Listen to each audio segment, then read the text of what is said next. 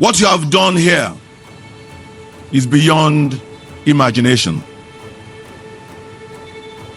As governor, you are so far-sighted. Imagine trying to stop the ocean with a pile of sandbags. Now, imagine someone not only claiming they can stop it, but build $1 billion city right on top of it. That's exactly what happened in Lagos, Nigeria, where one man looked at the crashing waves of the Atlantic Ocean and said, I'm going to build a city here, from scratch, on water. That man was Bola Ahmed Tinubu, a political godfather with a past shrouded in mystery, power, and controversy. A former governor who would go on to become Nigeria's president, and the mastermind behind one of Africa's most ambitious and controversial mega projects, Eco Atlantic. Today, we are peeling back the curtain. What was the real purpose of Eco Atlantic? Who truly benefits from this oceanfront empire? And did Tinubu really tame the Atlantic or just privatize it? This is a story of land, power, and the price of building paradise. One wave at a time. Okay, let's start with the man of the hour, Bola Ahmed Tinubu, aka BAT, aka the self-declared architect of modern Lagos, aka the guy who may or may not have turned the beach into a billionaire's backyard. Now, Tinubu didn't exactly roll into the Nigerian political scene with a halo on his head. His past was checkered, to say the least. We are talking exile in the 90s kind of colorful. There were drug-related accusations, allegedly, in the US. Those ones that, never seem to die, no matter how many press statements they are issued. Some folks still argue about where exactly he was born or what schools he attended. In fact, his Chicago State University records were a hot mess in court last year. Let's not even start on the never-ending internet threads about his real age. Nigerians have been playing Guess Tinubu's birth certificate longer than we've been watching Big Brother. And let's be honest, that's a long time. But here's where it gets interesting. Despite all this noise, he found his way into the Lagos politics scene like a chess master sneaking onto the board mid-game and still winning. In 1999, Tinubu becomes the governor of Lagos State. Just like that. And you know what? Say what you will about him, but the man came with a plan. Apparently, and a blueprint. Now, remember Lagos at that time was not the booming urban jungle we see today.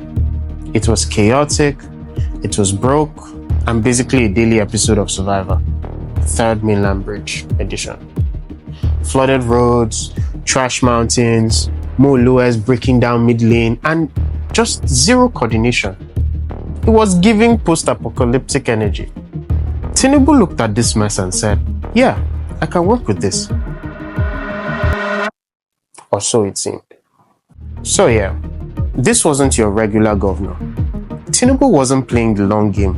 And whether you love him or can't stand the sight of his cap, one thing is clear. He planted seeds that would later become the Eco Atlantic mega project. But the real question we are asking here is this. Was it ever really about Lagosians, or was it all part of something else? Let's dig in. Let's go back to Bar Beach and see how it was before Tinubu intervened. Now, of course, Bar Beach was the OG hangout spot for Lagosians. If you grew up in the 80s or 90s, chances are your first public date happened there. No entry fee, no dress code, and just enough ocean breeze to make you forget you were broke. It was like a poor man's Miami, but with roasted corn. But Bar Beach wasn't just a romantic backdrop. It was a cultural landmark. Public holidays, you went there. Eid, you went there. Somehow survived NEPA and university exams, you went there. Even soldiers used to march around the beach doing parades. It was people's place. Then came the warning signs. The water. The Atlantic wasn't playing. Every year it crept closer and closer into Victoria Island. Like a patient thief. You'd go to bed with a beach and wake up with your generator floating. Like legit. It was not just erosion. It was a full-blown ocean tantrum. It has become more ferocious of late, and the coastline around Marua in the Lekki area of Lagos bears the brunt. Victoria Island itself, what used to be a posh escape, started to feel more like a Venice without the gondolas. Flooding became a seasonal ritual. Once it rained, like June, July, just say goodbye to your car's underbelly. Even homes with sea views started wishing the sea would look elsewhere. Now, for all this drama, Bar Beach remained sacred to the city's soul. People kept coming. Families, hawkers, artists, dreamers. That's part of what makes what happened next so complicated. Because soon, the waves weren't the only thing closing in. The government had a new plan. Not to save Bar Beach, but to erase it and build something shinier. Let's talk about what happened. Okay, so let's look at the men behind the curtain, or in this case, behind the seawall. The Shagori brothers. If you've never heard of them, don't worry. They are not the kind of billionaires who throw money at influencer bunches. These guys are low profile but heavy hitting. Think Godfather meets real estate tycoon. Now, with a Lebanese passport and deep Nigerian roots. Now, the Shagori group, led by Gilbert Shagori, they have been in Nigeria since the 1970s. They made their fortune from construction, oil, and political friendships, especially with Sani Abacha. That Abacha. Now, Gilbert was reportedly so close to the late dictator that when Abacha was looting Nigeria dry, Shagori was allegedly the guy helping manage some of the cash flow abroad. In fact, the US government once froze $66 million of Shagori's assets, citing links to corruption. Now, keep that in mind. The Shagori brothers have been known to be corrupt. So, fast forward to Lagos, circa early 2000s, Tinubu is governor. Bar Beach is eating up Victoria Island like puff puff, and everybody is panicking. Enter the Shagoris. Now, what followed were a few quiet handshakes, some very enthusiastic PowerPoint presentations, and Eco Atlantic was born.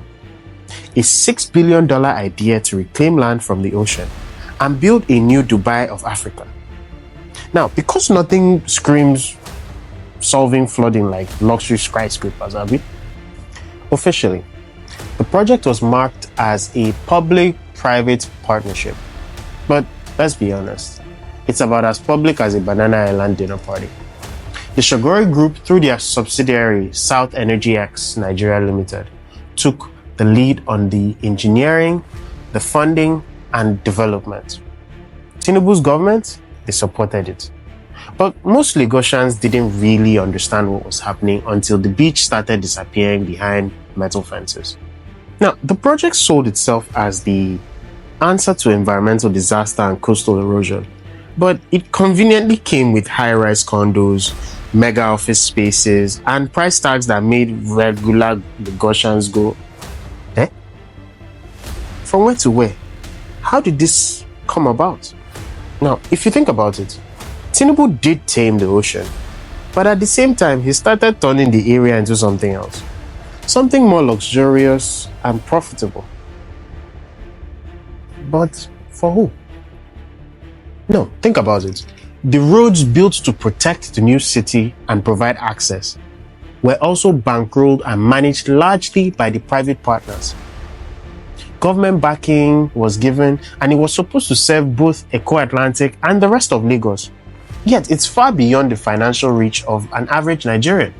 In a way, it feels like the public paid with their coastline, while the private sector got prime oceanfront real estate.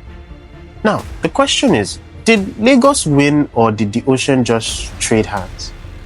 Let's go a little deeper. By 2008, actual land reclamation began. Pumping sand into the ocean from seabed to create new land, it was very aggressive. It was very expensive. And it was entirely unprecedented in sub-Saharan Africa. By 2013, the first phase was mostly reclaimed. 1.5 million square meters of new land had risen from the Atlantic, with a target of 10 million square meters overall. The engineering behind it was nothing short of impressive. An 8.5 kilometer long seawall dubbed the Great Wall of Lagos was built to shield the city from the ocean. But while the sand and concrete moved quickly, public infrastructure and occupancy moved painfully slow. Now, it's been over 2 decades, and large swaths of Eko Atlantic remain rather empty, underdeveloped or wrapped in construction fencing. Still, it became so expensive that everyday Lagosians cannot afford to even smell the area. They can't afford to enter the area. Now, let's put that in perspective. Now see, when Eko Atlantic first hit the market, you could get a 500 square meter plot for around $500,000, which at the time was jaw-dropping but technically reasonable given the promise of a self-powered, smart city built on the ocean. Fast forward to 2025, that same plot now goes for over $1.2 million. And that's before the construction costs, permits, or infrastructure book-up fees. Apartments in Eko Pearl Towers or Azuri Peninsula are selling from $300,000 to over $2 million depending on sea views and square footage. Rentals? Look, let's just say they are priced in dollars, not naira. The whole thing, dollars. So it begs the question, who can actually afford this? Certainly not the average Lagosian, or even above average Lagosian. Eko Atlantic has become a haven for expats, multinational execs, oil firms, and political elites. It's not Lagos for everyone. It's Lagos for those who already have Lagos in their pockets. Now, the public is torn. On one end, Tinubu saved us all from the wrath of Mother Nature. But on the other hand, it's believed we are faced with yet another problem of over-privatization of the area. Regardless, Tinubu gets credit for all of these things. The man who tamed the ocean. Well, here's the real truth about that. While Bola Ahmed Tinubu often takes center stage in the Eko Atlantic narrative, whether for praise or for critique, he was far from acting alone. The project, as bold as it was, quietly benefited from the backing of every Nigerian president since its inception. It began under Olusegun Obasanjo, who was in power when the reclamation concept first gained traction. Though he wasn't loudly vocal about it, his administration provided the initial federal support that allowed the groundwork to begin. His role was quiet but crucial, laying the foundation for what would eventually become one of Africa's most audacious urban projects. Following him came Goodluck Ebele Jonathan, who added fuel to the fire. In 2013, he didn't just approve the vision, he showed up. Jonathan attended the public unveiling of parts of Eko Atlantic, stood beside the developers, posed for photos, and spoke in glowing terms about the project's future. His involvement gave it international legitimacy, attracting attention from foreign investors and diplomatic stakeholders. Even Muhammadu Buhari, though notably silent in public about the project, allowed it to keep moving forward under his administration. His presidency continued to sign off on federal approvals, especially around the coastal road, and integration with the free trade zone, a key infrastructure promise linked to Eko Atlantic's long-term viability.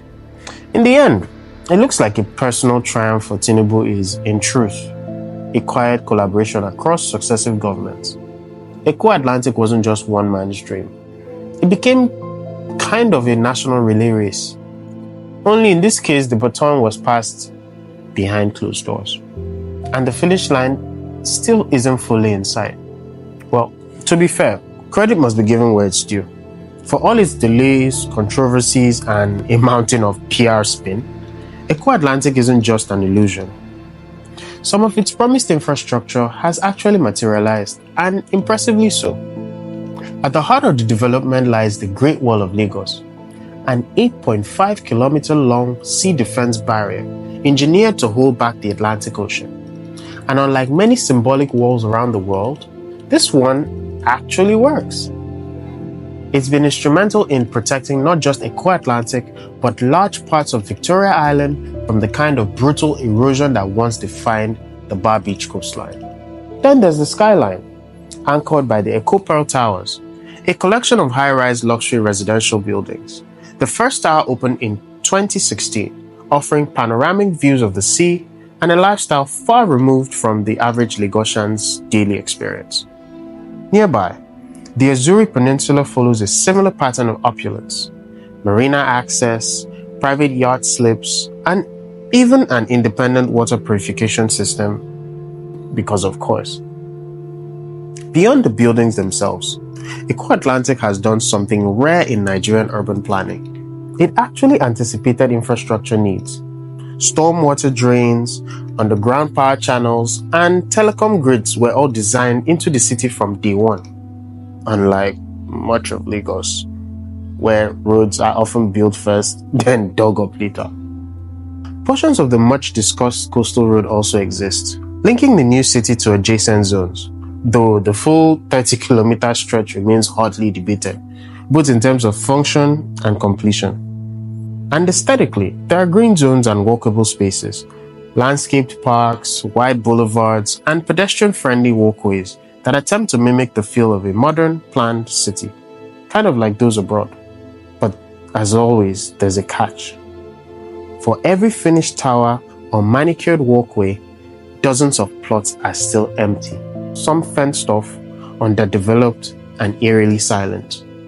Critics have compared it to a real-life architectural render farm, a city that looks incredible in concept videos and 3D mock-ups, but still feels oddly hollow on the ground. So yes, the bones are there, but the flesh, that's still being negotiated, one investment and government partnership at a time. However, you can't deny the fact that there is a fertile ground for investment here, and those who jump on the opportunity today will surely reap the reward in the future. Now, we can sit here and bicker about who it's for and how it's government-centered, but it is any investor's dream, an area guaranteed to boom. If you're an investor, Eko Atlantic is just sitting there calling your name. All you have to do is respond. So, what do you think about all of this? Let us know in the comments. See you in the next one.